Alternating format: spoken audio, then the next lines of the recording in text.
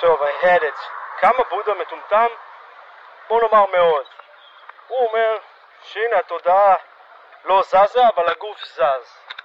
סלח לי, התודעה היא זאת שמפעילה את זה, ואם יש לך חיבור להכרה, חבר, כי בעולם פרה-היסטורי אתה לא יודע אפילו על מה אתה מדבר, אז כל המוטוריקה של כל החיווט הגופי שלי, כולל החיווט המוחי שלי, עובדים יחד, וזאת מודעות מושלמת.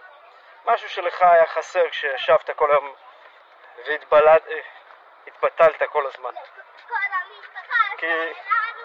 כי להיות בטלן זה כל מה שבודה ידע לעשות.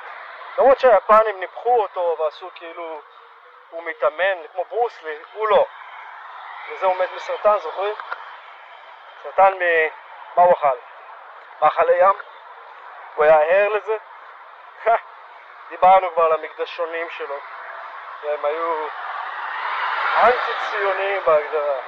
אנחנו היינו פה לפני 500 שנה לפני הספירה, זאת אומרת 500 שנה לפני ישו קם השמן שצחק על כולם, כי הוא בלבל את המוח ועשו ממנו פסק.